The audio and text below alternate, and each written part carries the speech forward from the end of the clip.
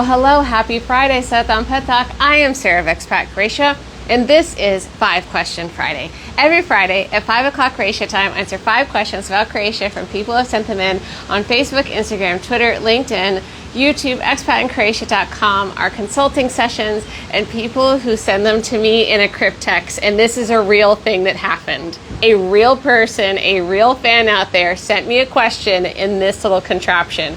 So I'm going to show you this a little bit later. This was super cool. Okay, so hi, I'm back. So first, right up for the top, how great was Cam last week? Oh my gosh, she was wonderful. I super enjoyed it. I watched at the airport as I was coming home from Zagreb last week.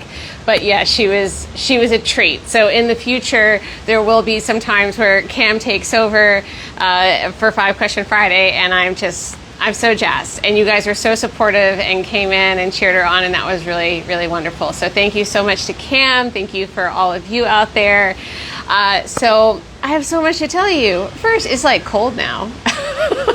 What a difference a week makes. I got pants on and a jacket and everything. You know, usually what happens at this time of year in Croatia, or at least, you know, I don't want to speak for Zagreb. All I know is this is what happens down on the Dalmatian coast.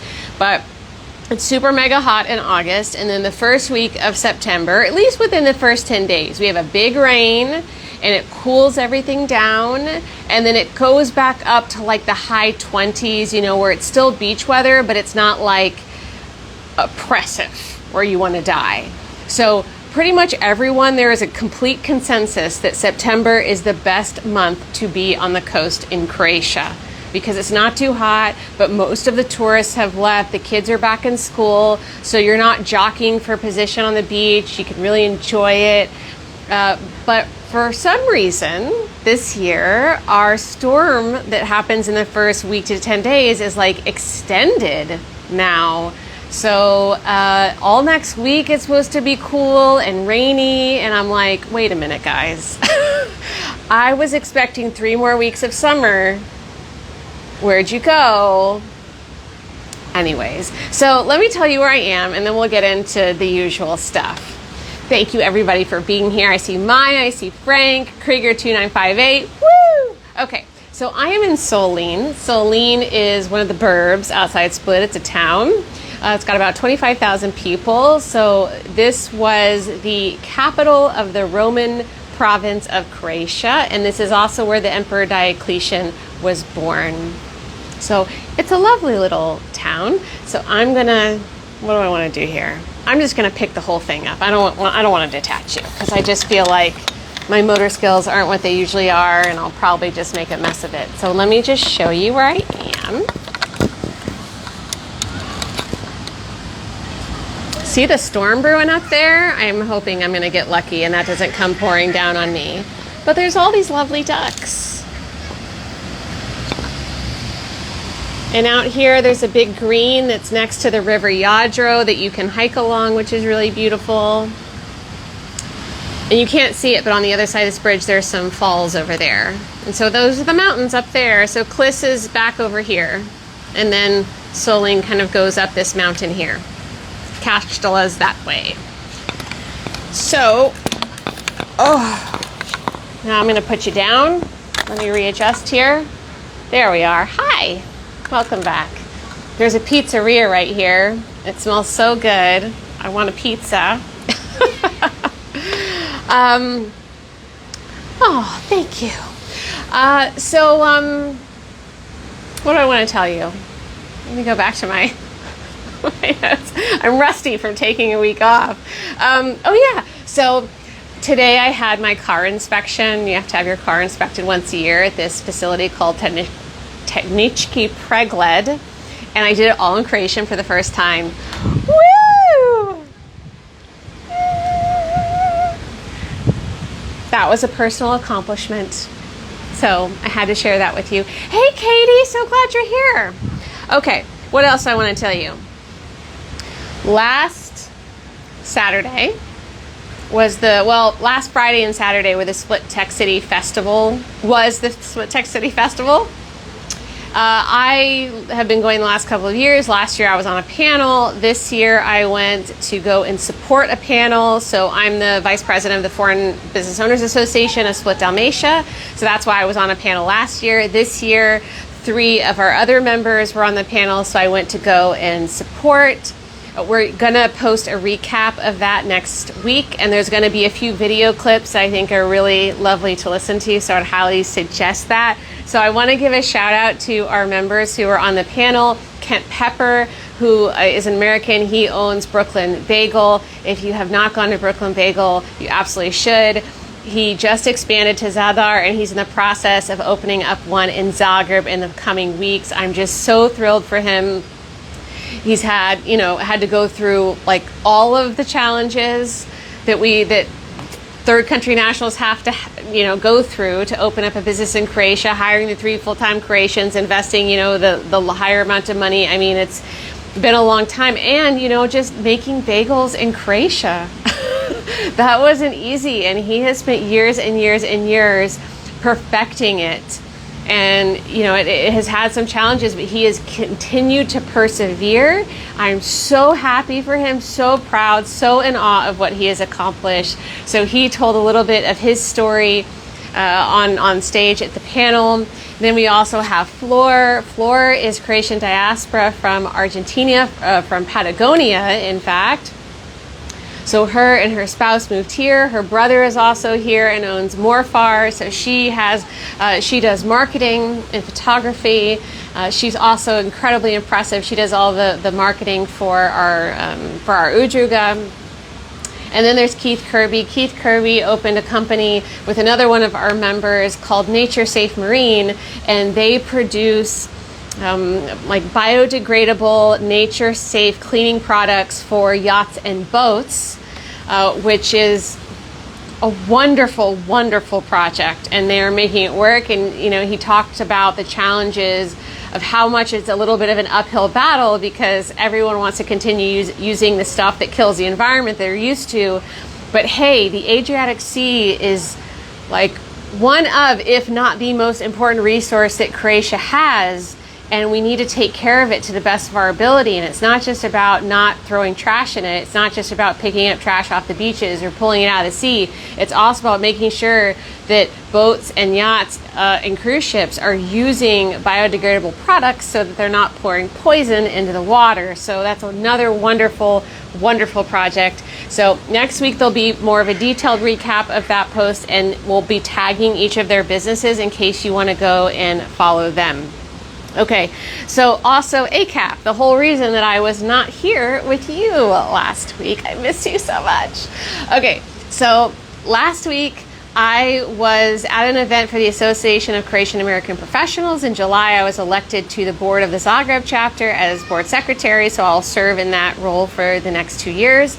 So the major piece of this event was I got an opportunity to interview the U.S. ambassador, which was so super cool. I got to craft the questions and ask them to her in front of a room full of people, and it went so well. I was really nervous because I've been feeling a little poorly these last couple of weeks. And when you're feeling poorly, everything just feels like it's the end of the world, doesn't it? You know what I mean? And so it just felt like I had a hard time preparing, but in the moment, everything went so well. I'm so thrilled about how it went. We're also going to post a recap of that with some photos next week, so also look out for that. So I just want to thank the U.S. Embassy and to the Ambassador Natalie Reyes for the opportunity. That was really cool. It was also the first event that we held as the new board, so I got to meet a lot of the members. And I want to give a shout out to Michael Rebick out there, because Michael has been a longtime fan. We worked with him to get a citizenship, and when I saw the list of people who are coming to the event and I saw him on the list, I was like, oh my God! I was so excited because I met him here in Split I think it was 3 years ago that we met. Now that I think about it, I think it was 3 years ago, and I haven't seen him since, so that was really exciting. So I want to say hello to him. He's been such a giant supporter of Expat in Croatia over the years. Okay. I want to just tell you a fun thing I learned. So apparently in Croatian, the word Kila with a K means hernia. And I thought this was really funny because Split has a neighborhood called Kila. Now, I'm going to speculate. This is a total pure speculation. And if there are any Split Johnny out there, if you know the answer to this, I would love to know, okay? Kila is on the edge of Split. And if you're familiar with Split and you know where City Center 1 is, it's the neighborhood right before City Center 1, okay? And what is notable about this neighborhood is that it has this rocky outcropping like this that really, it stands out, much like a hernia. So I'm really curious if that is the reason that neighborhood is called Kila. So if anyone from Split is out there, if you know the answer, I would like to know. I just saw Neve pop on. Hi! Okay. So that's it. Now we're going to get started with the questions, and I'm going to tell you about this, okay? So this was given to me by one of our fans, Kelso. Hello, Kelso. The time is now. So in reading the little description, apparently this was something described in the Da Vinci Code. So it has all these letters on it, and it has these arrows, and you have to you have to figure out what the code is, what the word is, and then line all of them up so you can open it. I got it on the third try. So it has 5 letters. So what would you have picked first? I first started with my last name. That was not it. Then I put Expat. That was not it. My third guess was, I think if I put this up, it's going to look backwards, but I think you're going to see it. Split. Yeah. So anyways, inside is his question. So I'm going to open this up and read the first question for you, okay?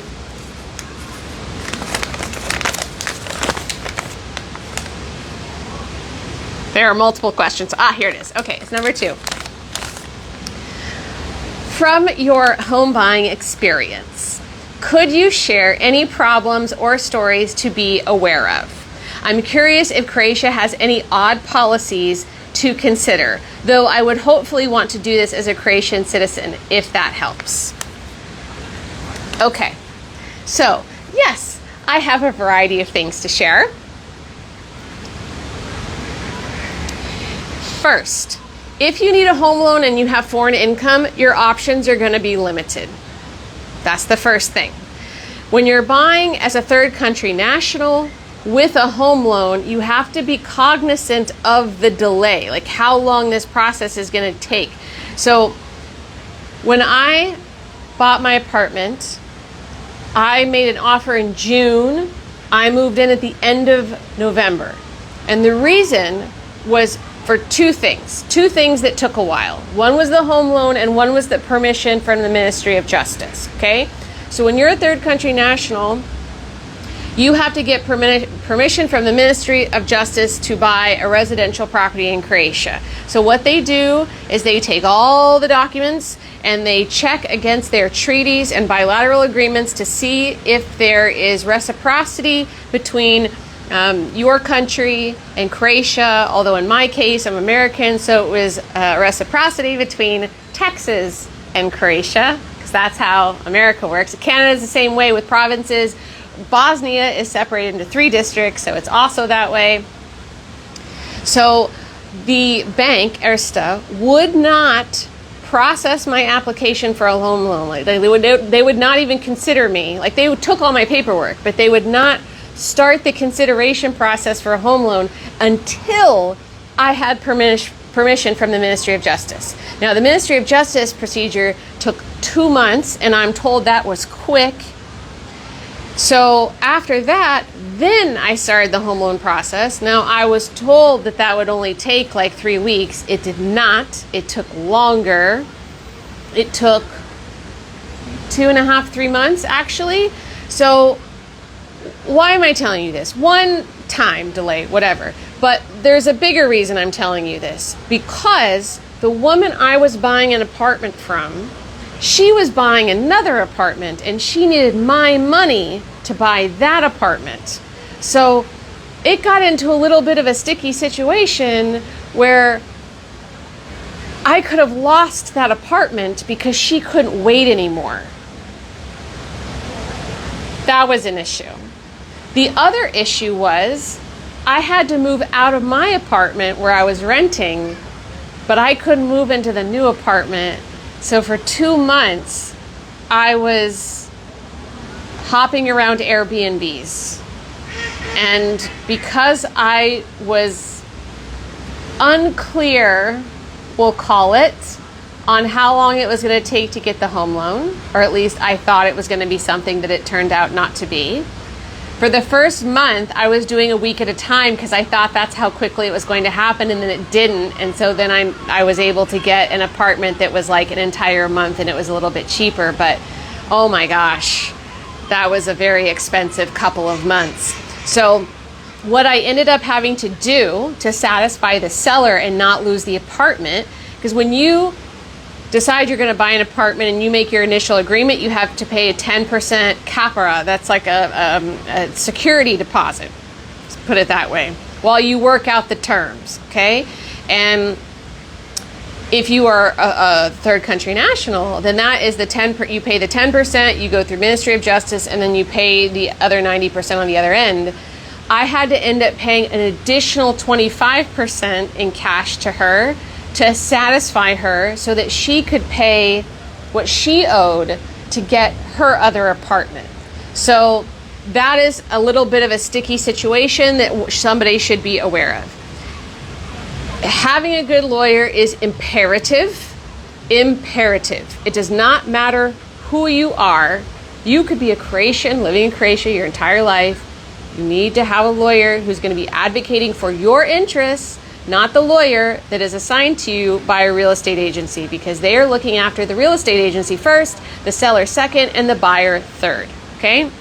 So my lawyer made it crystal clear in the purchase contract that if I was not approved by the Ministry of Justice, I was going to get back that 35% that I had paid.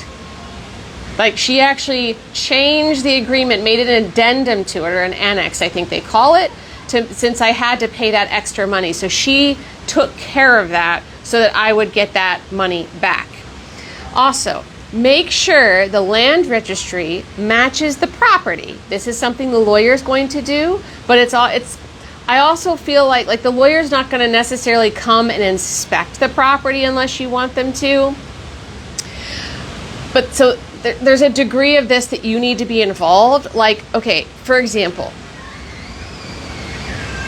my apartment does not match the land registry because the seller put in 2 illegal doors.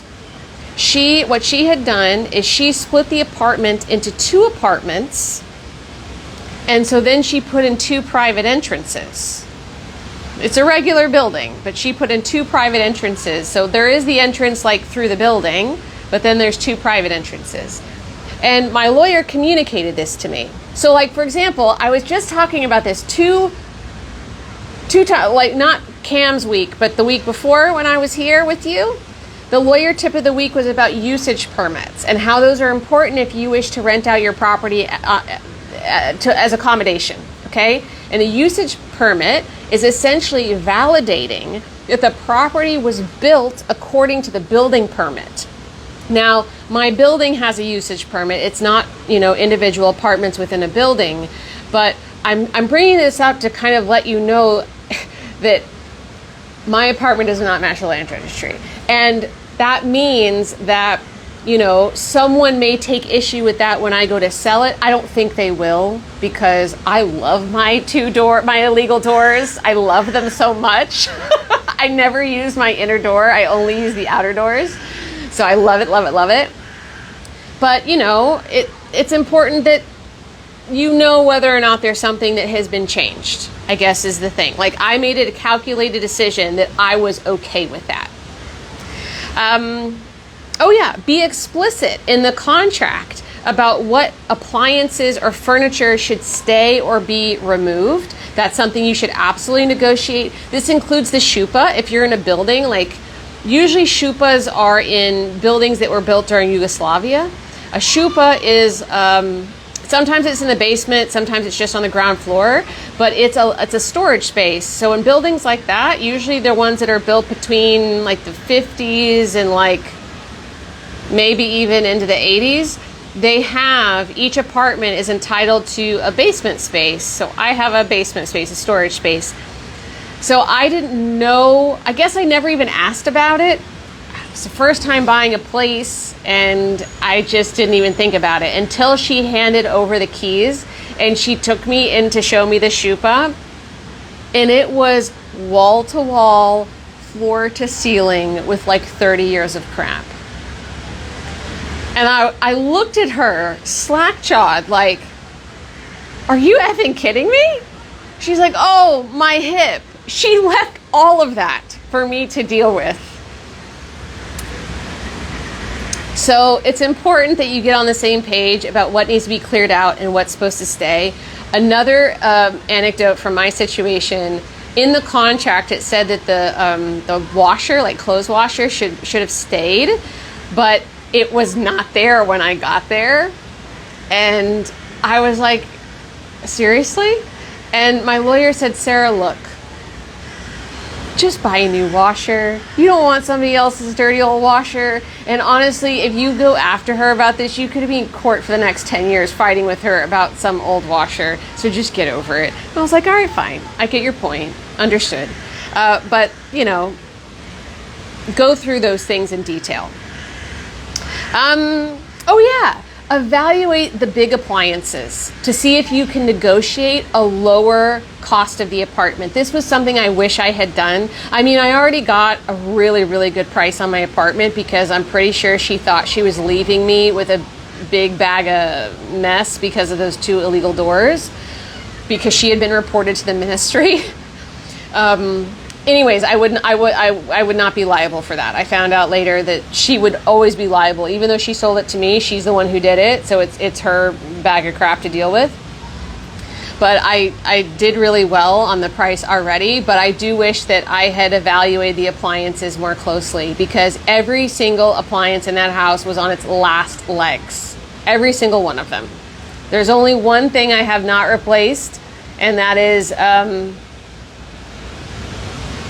I replaced the klimas, I bought a new washer, I replaced the oven, I replaced both water heaters. So I guess it's just like the cooktop. It's the only thing I haven't replaced. But everything else like either didn't work or was about to stop working. So I would say that. Don't drag your feet on changing the utilities after you do the changeover. I did that a little bit, and in the end it wasn't a problem, but I could see a storm brewing with HEP because I waited so long. So don't do that. And the last thing I want to say is the transfer tax. So whenever you buy a property, you have to pay a one-time transfer tax of 3% of the market value of the property, if in case the tax office thinks that number is different than what's in the purchase contract. So I told this story sometime earlier this year about how I got it. It was such a giant amount. I tried to see about making a payment plan. It was going to be way too tedious to do that, and so I just forgot about it. And the tax office took all the money out of my bank account and froze it until I paid off the debt. Don't let that happen. An advice I wish I had gotten earlier from one of our lawyers was, look, if you don't want to do the payment plan for whatever reason, just make your own payments. Treat it like you are in a payment plan. Just keep chipping away at it. And as long as you're making payments consistently, most likely the tax office is not going to freeze your bank account. So I felt like that was really good advice. So I know I've thrown a lot at you, but this question had a lot of answers. So thank you so much, Kelso, for your question. Really, really great. So we have a few different guides for you on this. Croatian banks that will offer home loans. We called 15 different banks to find out what their terms were in terms of whether they'll consider foreign income, whether it's just Croatian citizens or third country nationals or EUs. 8 things to know about buying Croatian property. This includes the reciprocity agreements that are in place, all the costs when buying a property, all the costs when owning a property, how to buy property in Croatia as a third country national, and how to buy property as a Croatian or EU citizen. So we've got all of that stuff. If you're on YouTube, you can find all those links down below. If you're on Instagram, send us a DM. Cam will shoot that stuff over to you, okay? So our next question comes from Peyton through the 5 Question Friday forum. Where can a history of archived Zagrebački Električni tramvaj, ZET, transportation route maps be accessed online to see the ways the city's transportation system has changed and evolved? What an awesome question. Thank you so much, Peyton. So just to make sure this is uber clear, because I was stumbling a little bit through the name of this is the ZET transportation system. This is Zagreb's public transit. So he wants to know if there's any way to get a hold of old route maps. Okay. So there are no maps of old routes available online, unfortunately. But our colleague Daniela found some pretty awesome facts that I'm going to share with you right now. So a little bit about ZET's history. So since September 5th, 1891, when the first horse-drawn tram cars first started navigating the streets, Zagreb's public transportation history has been rich with milestones. I cannot speak today. Electrification. Nailed it. Made headlines in 1910 and 1931, saw the introduction of bus services, which had been established just 4 years earlier. The Uspinjača funicular has been an essential part of Zagreb's transport since 1890, as was the Sljeme cable car from 1963 to 2007, before being replaced by a modern version in April 2022.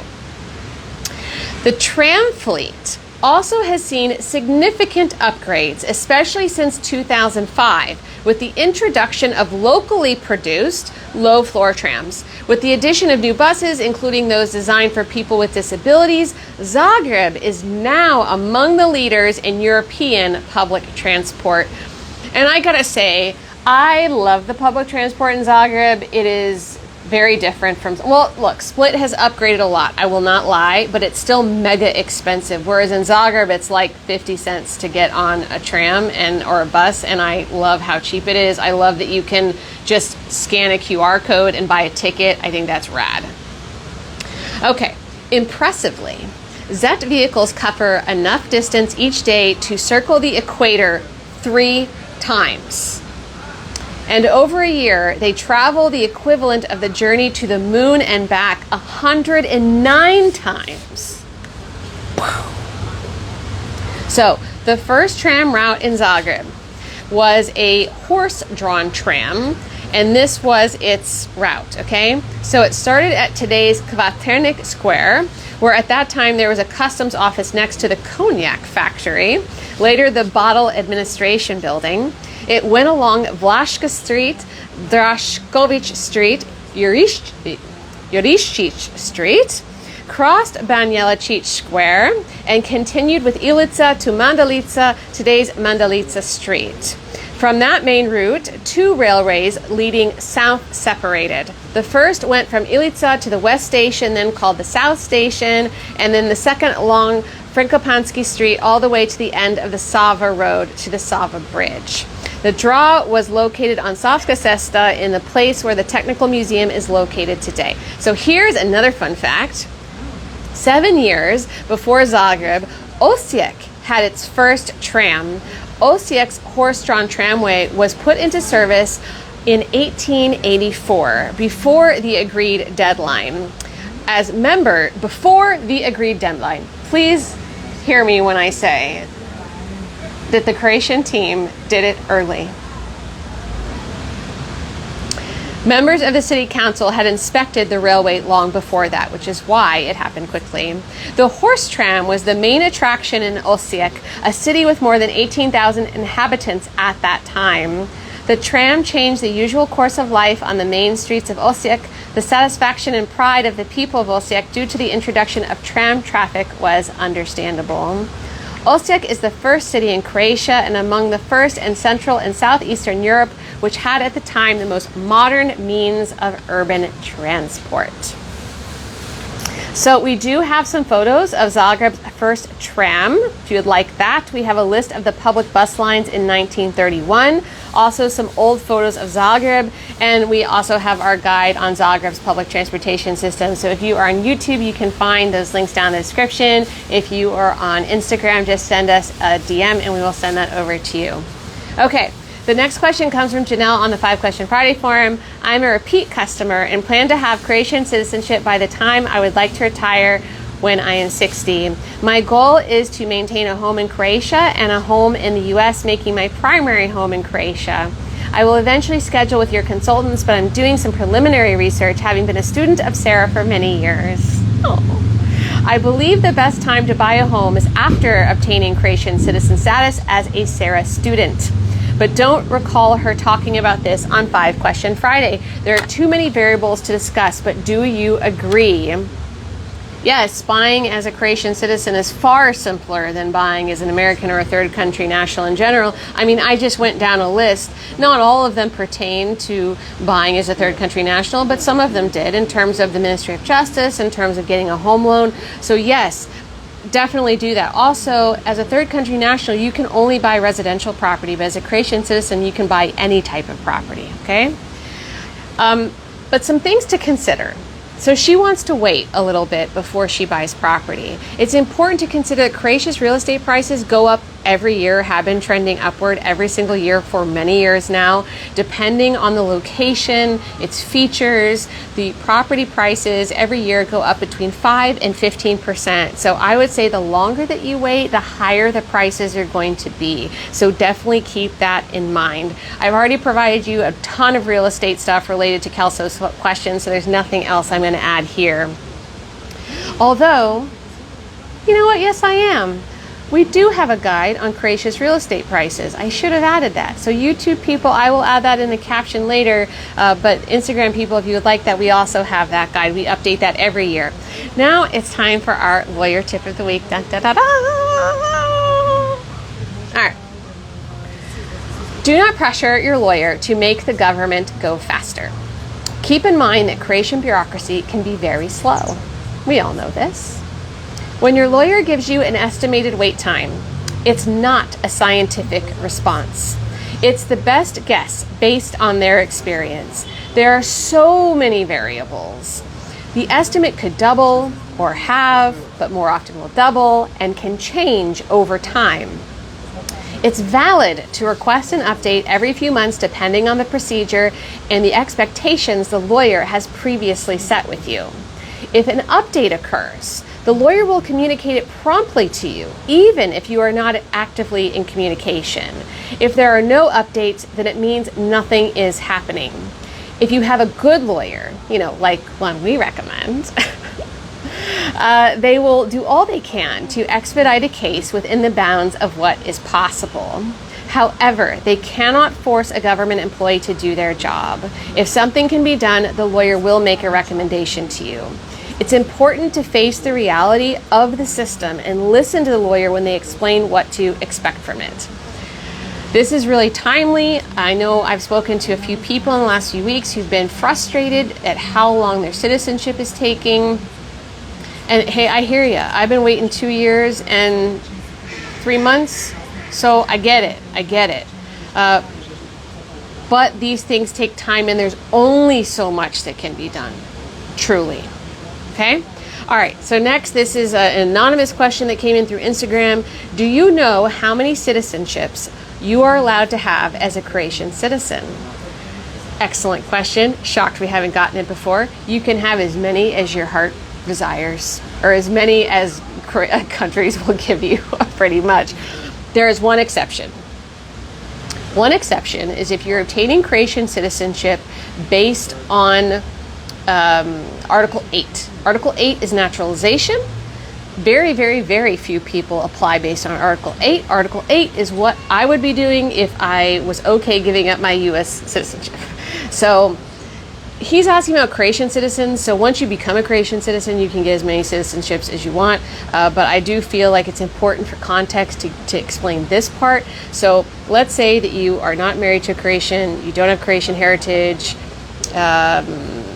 you are here on your own, just making it work, jumping through all the hoops of fire. You've earned long-term residence. You have lived in Croatia for 8 years. You can then naturalize, but you are required to give up all of your other citizenships to obtain Croatian citizenship. So that's important to note, but very few people even go through that. So I wouldn't, most people who follow us probably won't even fall into that bucket, but I do want to let you know that. So that is why I did not apply based on Article 8. I applied based on Article 12, special interest, trying to show that I provide some kind of benefit to the country, which hopefully they will agree. Fun fact.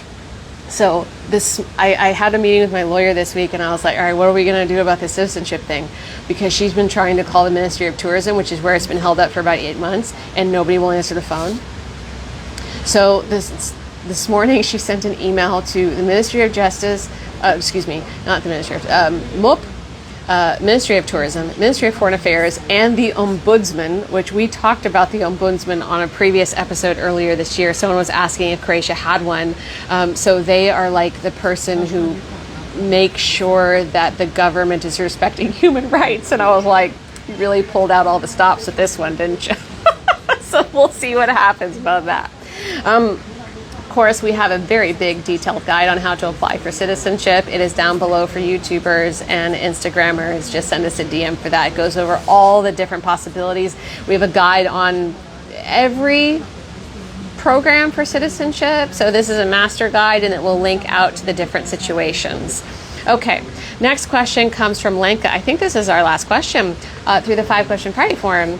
Are there any companies in Croatia who you can hire to maintain your olive grove and to do seasonal harvesting? Amazing question. So our colleague Tamara, she has an olive grove on Solin. So this question comes from her, all right?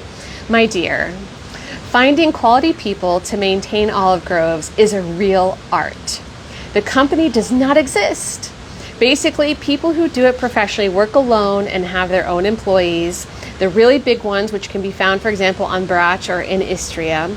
And the rest of us, we just struggle on our own, as much as we know how, and pay daily wages to local people who know how, when, and what to do in the olive grove. I personally hire a neighbor, a local, and I don't ask in advance how much his work costs because I'm happy that he wants to work for me. The situation is different when harvesting. The family always gathers. People are happy to help when it's harvest time, especially when the weather is still nice. I wouldn't know for sure how the big growers handle the harvest, but I know for sure that there's no company that provides these services. Now, our colleague Daniela did find a company that will teach you how to take care of your olive grove. So we do have that link. It looks like they're called ZD Maslina. So if you would like that link, send us a message. But yeah, and I just a word about the harvest, because the harvest is coming up. Usually it happens in October, although because the heat is getting more intense in the summer, it's happening earlier and earlier. If you get the opportunity to harvest olives, you should absolutely do that. It's really fun, and the lunch is always spectacular. So in my experience, like families who have groves, it's friends, it's family, they're looking for people to come and help, and they see it as you doing them a favor, but you actually get a whole lot out of it because it's a really cool experience. If you haven't been doing it your entire life, then you're not just like, oh, olive harvest again. No, it's a fun thing to do, and I haven't done it where the weather's been bad. I did it on Brač, I did it on Klis. I'm hoping to help Tamara on Solin this year, but I have a big unexpected trip planned in October, so I don't know if I'm going to be here for it, but fingers crossed. I think Cam's family might be going to Schulte to do that. I'm jealous, but I hope I will be there. So we'll see. We'll see. Oh yeah, I wanted to tell you one last little anecdote about olive trees and how there's a very specific way that you trim them. So one of the cool things about the apartment that I bought is right in front of one of those illegal doors is an olive tree, a big olive tree. But then about 2 months after I put in the offer, and the offer was accepted, and I was waiting for the Ministry of Justice, I showed up to pick up the plans for the apartment, like the layout, and saw that it had been chopped down. And I was like, what? So I asked the seller, like, what happened to the olive tree? And she starts to tell me, ushaku, ushaku, yashu, ushaku. Like, she told me a bunch of lies. She told me that it was chopped down because the upstairs neighbors found out she was selling to an American. So I was under that impression for a long time, many months. But then I found out that it had absolutely nothing to do with me. And it was a dispute that the upstairs neighbor had with her. And that was the outcome, was it was chopped down. Now, because it got chopped down, like there was still maybe like a meter and a half left of the trunk, it started growing in like a really bushy manner, which is not how, if you want to have olives actually be like produced, that's not what you want to do. I can't describe it to you because I'm not an expert, but I know I told you guys, what did I tell you? Yeah, I think I told you a few months back that I finally found a gardener to help deal with my garden, and he came and he trimmed the olive tree in the way that it's supposed to be trimmed, and it looked like a horrible bad haircut when he first did it. But I know eventually that is, like, he took everything away except for 3 like piddly little branches. So it was very awkward looking. But eventually, you know, it's going to grow into a beautiful tree the way that it's meant to look. So there is a way, if you are trying to grow olives, make sure you find out the information about how you're supposed to be raising olives. So that's the last of my anecdote. All right. So thank you so much for being here. I really missed you last week. I'll be here next Friday. I don't know where I'll be, but hopefully it won't be raining and I can find another glorious place to be. And if you have any questions that you'd like me to answer, please send them through. So thank you, thank you, thank you. Love you so much. Vidimo se. Ciao.